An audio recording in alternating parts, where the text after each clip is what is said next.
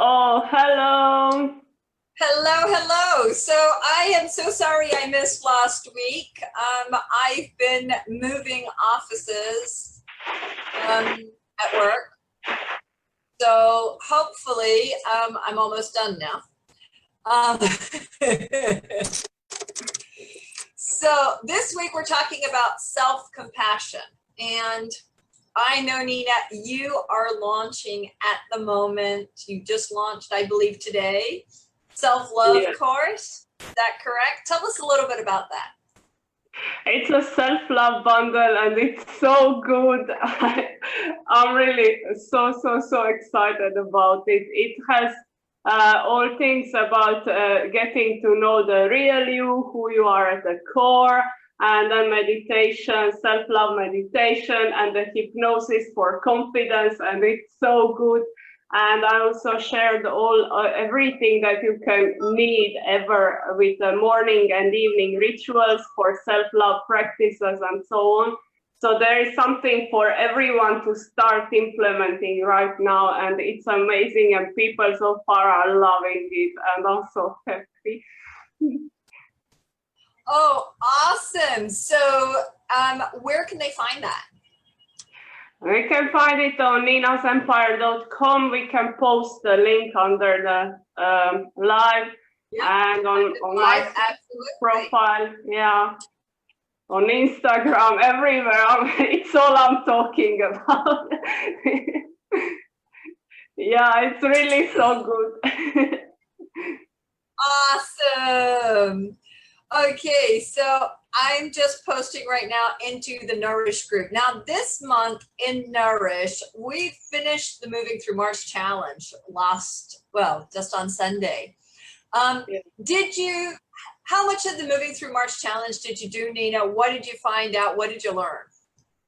I did just my usual stuff, I walk every day and for at least an hour or more usually, and going to the gym and so on. So I've already been experimenting with a lot of stuff.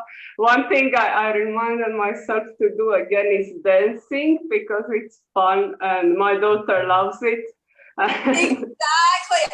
I mean, I have to say, for me, some of the best things were the days where we had go to the park and feed the ducks, or go do such and such. Yeah. But I was like, you know what? I forget how simple movement is. Yeah, exactly. You don't have to see it just as being exercise. And that was for me, a fantastic reminder. This month, of course, we've moved totally away from that.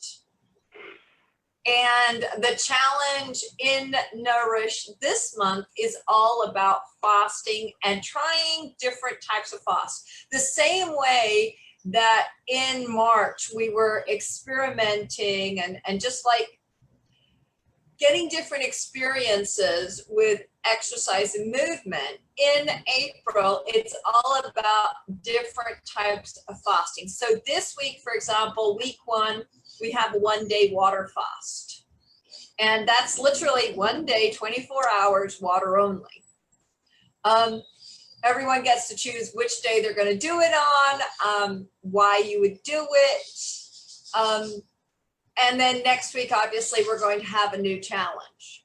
But the idea being that it be simple to do, but just an introduction of this could be something to try in your life as part of your nourishment of your body and your soul, sort of thing. So I'm curious, Nina, have you ever done any fasting? And if so, what kind? No, aside from dieting, but that wasn't really enjoyable. It was more of starving. So I don't even want to try it, honestly, because I don't know, I don't like the feeling of hunger and not being able to do anything about that, because I had so many bad experiences with that, and I'm trying to avoid something like that. So I don't think I'm gonna be doing that. I think I would eat everything in a way if I was that hungry. I mean, I have to admit, I've done like water fasting for 3 days. I've done water fasting for up to 10 to 15 days.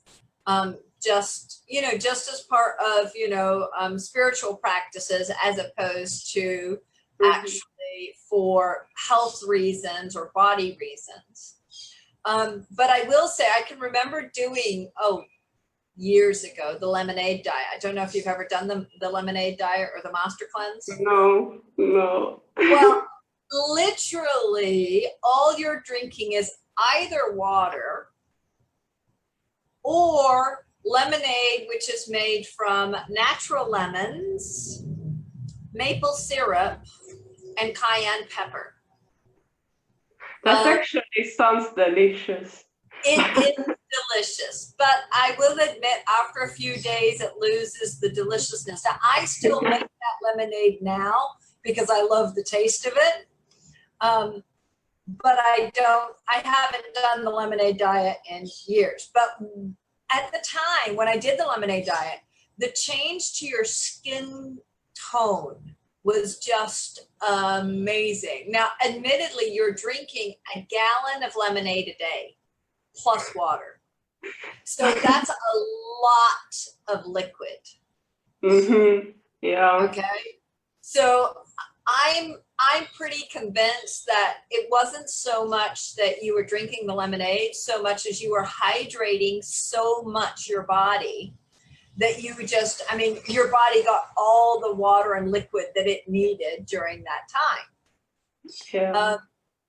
Now, I still believe very much in fasting, and intermittent fasting I really believe in. I'm not so keen on the water only fasting, I have to admit. But let's really talk about the self-love aspect, because the reason that we even look at fasting is the aspect of caring for yourself and your body. I know it sounds like you're torturing yourself to love yourself. That doesn't sound right. Sounds like a diet. No, exactly. But I know for me, the whole thing of fasting was getting back in touch with the feeling of hunger.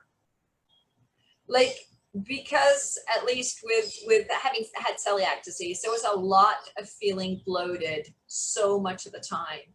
And when I would do the fasting, I would finally get to a stage where I didn't feel constantly bloated. Now, I would feel hungry, but I wouldn't feel that discomfort and that of being constantly bloated. And I would get a clear head, and I would be able to think clearly. And I think one of the beautiful things, at least about fasting, is as long as you're organized, that you know what you're going to do that day or those days. Because it's really important to be doing stuff that you enjoy so that you're not thinking constantly about eating. Yeah. As crazy as it sounds for me, the best thing to do when I'm fasting is some sort of manual labor, something that will really keep my hands and my body occupied so that I'm not thinking about my stomach. Because when I'm sitting at a desk or I'm just at home doing the housework, I'm constantly thinking, I wonder if I can eat now. Yeah. Is it 24 hours? Yeah. 24 hours of I must eat now. Yeah. But I read a book about something, and there was a part of it that was about fasting, and this guy recommended that he does it I think 3 days or something. It doesn't matter. Right. Point is that he gets up and he puts in the backpack, I don't know, a few bottles of water, and then he goes and walks all day. So that it's him and walking and the water. And I think that would be a beautiful way to do it, because you're actually giving yourself silence. Yeah. You're giving yourself, especially if you're getting out into nature or a park or something like that. You're literally fasting from your electronics. You're fasting from the pace of life. You're fasting from negativity and other people and that would be, to me, a fabulous way of doing fasting, where you're not constantly thinking about, oh my goodness, well, now I've got to do. Exactly. And it's not just about fasting, it's a really nice way to spend an afternoon or something, just to cut yourself out of everything. It's not even about food anymore. It's and more. that's just, I mean, like I've done days of fasting where I've done meditation and prayer, and mostly Ho'oponopono, which is the forgiveness and release meditation. And I've simply gone away to a retreat for a day by myself and had a day of complete silence. And I fasted that day with just water, but it's been a very intentional choice of, today I am separating myself away from the world and I'm just going inside. So I'm really taking the time, to just sit with myself for the day and forget about the world. And forgetting about the world implies forgetting about the food as well. Yeah, and it lets the whole body to regenerate and just rest from the whole digestion and everything that's going on, and thinking and so on. So it's an interesting practice, but it just reminds too much of a diet. And I think I would like eat the forest. I think for me, the biggest thing was finding something to do so that I'm not thinking about eating. Like over the last week, as I've been moving offices, I've been doing a lot of painting. I've been doing I helped lay tiles, moving furniture and everything. And I literally, there was one day, it was 4:00 in the afternoon, and I was like, man, I am hungry. And I realized I hadn't had breakfast, and I hadn't had lunch, and I hadn't had a single snack all day long. I had simply gone all day drinking bottles and bottles of water. And I was like, wow, it's 4:00 and I haven't had anything to eat. And I haven't thought about food until just this moment. And why was I thinking about food? Because somebody walked into the room with a plate of food that smelled really good. Now, if I had not had aroma of food, I probably would have arrived home in time to make dinner. Yeah. Without having ever reached that point of hunger. Yeah. And so, it's this recognition for myself of, well, how hungry am I really when I'm eating? Yeah, exactly. I was able to be so busy and so immersed in what I was doing that I didn't notice hunger till 4 p.m. Is there something in the way I'm living my life and doing what I'm doing that I think food is so important because I'm not immersed in what I'm doing? And it was very much a wake-up call of, well, how am I going to organize my day so that I eat for hunger and because food is delicious. It definitely is. Eating because, it's a habit of it's breakfast time, therefore I eat. Yeah, that's one of the biggest challenges with food and the whole intuitive eating is just how do especially if you live with other people and everyone sits to eat, and especially if you are the one cooking. Yes. And you are not hungry, and there is all that going on around food and everything. And it's so hard to be like, nah, I'm not hungry. I'm just gonna sit and watch everyone eat. Yeah.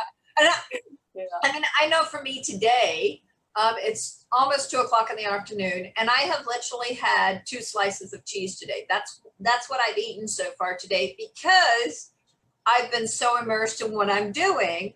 I went to the kitchen this morning about 10 minutes to 9, because I had a call at 9. And I was like, I got 10 minutes. I was like, well, I'll just have 2 slices of cheese. That is a good choice. Yeah. At least in my opinion, cheese is always a great choice. I know there's some who will disagree with me, but yeah. I do love my cheese. But so I had the 2 slices of cheese with the intention that later on I'll go back and make breakfast. As my day has gone, I have not It's the breakfast off time. call until now. And so it's just been one thing after the other. Nina, I am going to leave you talking by yourself for 2 minutes while I answer the door, because I have guys here taking care of my air conditioning unit, which hopefully is now fixed. And I need to check and see if there's anything they need. Okay. What I want to talk about is closing up. I know you just introduced your self-love bundle, but I would really love if you tell us a little bit more about what is it focused on and how people will be transformed by participating in it. I'll be back in 2 minutes. Wow. So the self-love bundle is all about everything you need to become that woman who looks in the mirror, is proud of herself and loves herself. And it's so good, and the results so far are amazing. I almost cried in the morning when I read the testimonial from this. It's so amazing. Anyways, I think for me personally, the best part is hypnosis, because I have a thing for hypnosis lately, because it talks directly to the subconscious mind, and it's such a good one. And just after listening to it, I always feel like, oh my God, I can conquer the world. And it really makes such a difference. But for the girls who already tried it, they are amazed with I have like Date with Her, it's the name.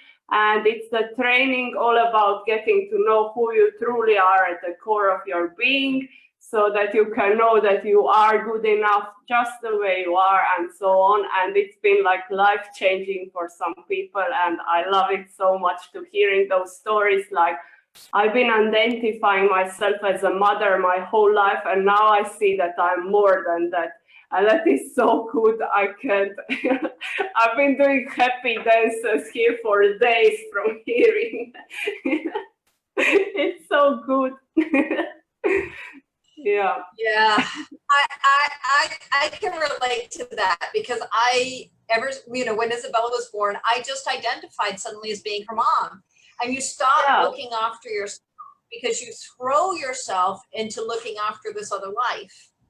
Exactly. And then suddenly you wake up totally burnt out, wondering, how did I get here? Yeah, and you know, burnt out.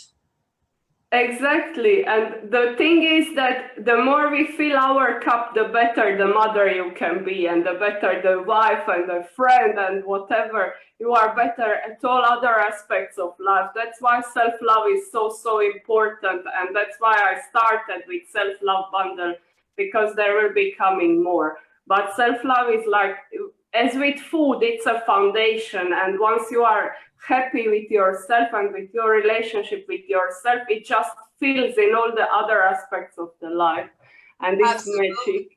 And I know for me, I was talking to somebody last week, and I said, you reach a stage where you're so tired, and you've got so many balls in the air, and you're trying to please so many different people, and you think, but I can't let all of this go because something's going to break. And I was finally so tired, I let it all go. I let everything fall. And not everything broke. It doesn't break. It doesn't just, it's not a total disaster. Yes, there were things that didn't work out perfectly. But nothing ever does so. Exactly. And it was just this realization of, if my cup is empty, I'm not giving anything to anybody anyway. Yeah, exactly. And I notice that with myself all the time. Like, if I'm not taking care of myself, I can't show up in my business, and I can't be that energized and positive ball of light that people describe. If I'm not taking care of myself first and foremost, the moment I wake up, everything else is just half-assed, it's just going through it. And I remember seeing this young mother on a bus one day in London, and her kid was asking her to play. And the mom was just like, no, just sit down and just be quiet. And part of my heart was breaking for the child because the child was just, she was so cute. She was so needing of, I just want to play. And I had to take a step back and say, you don't know where that mom is right now. Yeah. You have no idea how exhausted she is. You don't know if she slept last night. You know, don't judge this mom just because she might be having a bad day.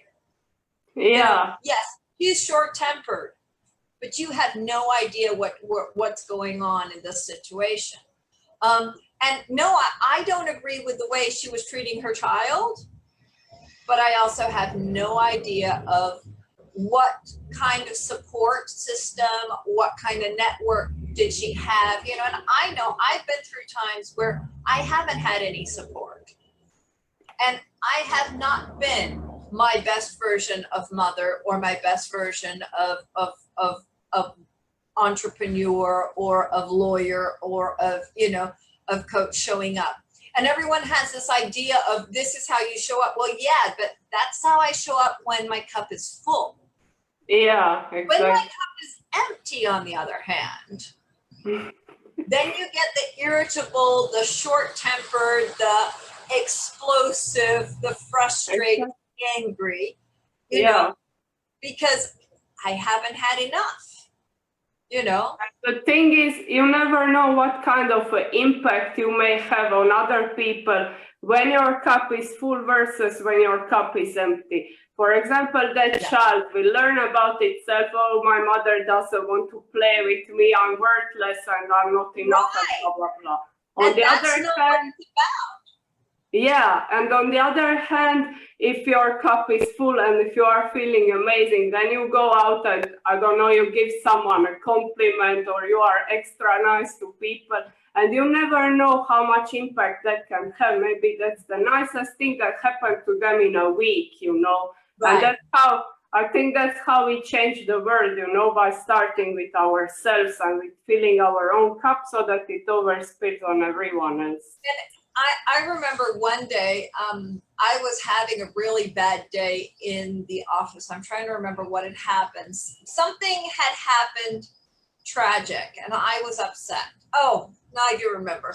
The day, it wasn't at the office, it was the day of the shootings in New Zealand, and I was just feeling devastated about that. And my daughter asked for something and I answered her not very kindly.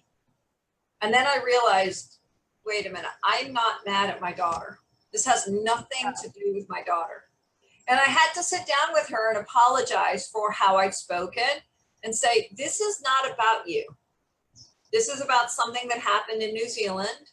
And because my mom and dad live in New Zealand, and that is kind of in some ways considered home, even though I've actually lived here way longer than I ever lived in New Zealand.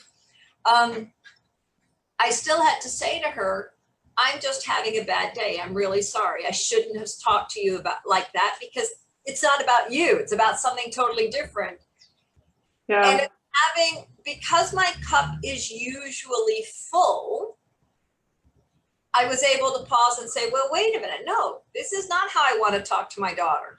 Even when something bad happens over here, I want to love myself enough and love her enough that I can say, no, this is not related.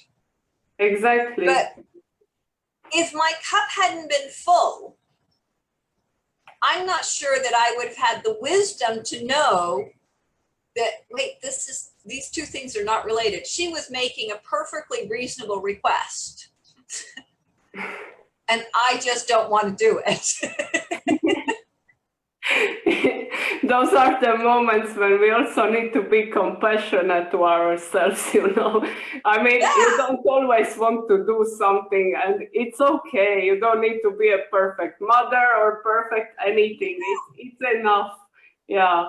So that's also where self-love is important. The answer is still no. It's not that the answer changes to yes, But the answer is no, but with compassion, as opposed to no with a response that's unwarranted. Yeah, yeah. It changes everything, I think, seriously. And just start with something simple as a morning routine, and just a few things in the morning that fill your cup and that you feel ready for the day and for everything that may happen. It changes everything. Well, and one of the big things, I mean, I remember when Nourish started last year. The first month was about sleep. Mm-hmm. And I was like, sleep, why sleep?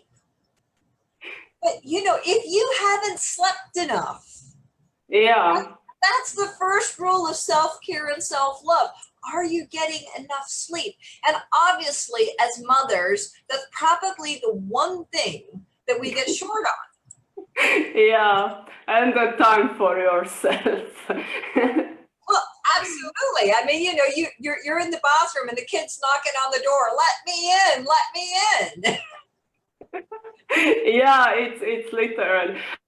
On the bright side, one day we're gonna have to make fun of them for that. There was a time where I couldn't be alone. Yeah, when they're 12 years old and they want nothing to do with you. Yeah. So I remember when all you would do is bang on the door and say, "Let me in." Yeah.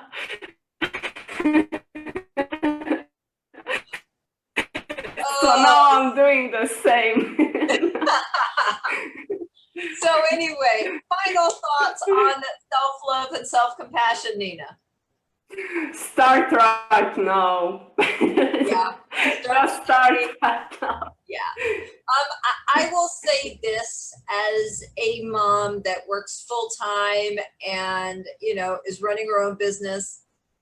The best thing I started doing for myself was having a 10-minute nap at 3:00 in the afternoon when I was exhausted. It was the biggest gift I gave myself was 10 minutes. And it really did change the rest of the day. Yeah, those small things matter. Yeah.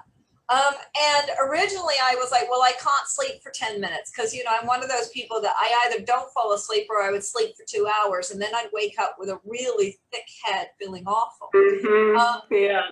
So what I started doing was meditations for 10 minutes. And the meditation eventually became sleepitations instead of meditations. But at the end of the 10 minutes, I would be wide awake and feel really rested. So, if there's one thing I would say, if you're struggling with constant exhaustion, a little bit of self-love, just give yourself 10 to 15 minutes of rest. At that moment in the day when you're feeling that energy low, for me at least, it was about 2 or 3 o'clock in the afternoon. Just give yourself that rest. Put it into your schedule. Yeah. It was the best thing I did for myself. And suddenly it made the whole rest of the day change to be easier. Yeah, exactly. Yeah. When we let those expectations of how we should be, it's so much easier. Now that you talk about those afternoons, I used to have a belief that, thanks to my mother and her constant pushing, but I used to believe that if it's sunny outside and I don't go after lunch with my daughter to the park or something, I'm a horrible mother. And then every day, I don't want to go every day to the stupid park, Sometimes I just want to lie down. And then I would feel like, oh my God, it's a sunny day and I'm just here doing nothing. What kind of a mother does that, And then it hit me one day, my daughter is perfectly happy if we just lie down and read a book. What am I doing to myself? Exactly. And the thing for me was that, there'd be days where you lie down and you have the rest and then you go to the park. There's days where you lie down and have a rest and you put them down to play and you just sit there and go, oh, thank God I don't have to move for 5 minutes. Yeah. But you know, that self-love and that self-care is so important. When you're talking about nourishing, it's not just about the food we put in our mouth. It's Yeah. the whole way we're living our lives. Is Exactly. that nourishing you? You know? So guys, come join us in the group Nourish. And like I said, our April challenge is exploring fasting. And check out Nina's offer on her self-love bundle, and we'll put the link in the comments on this live. So thank you so much, Nina, for joining me today. Thank And you we'll see for you all next having me. week.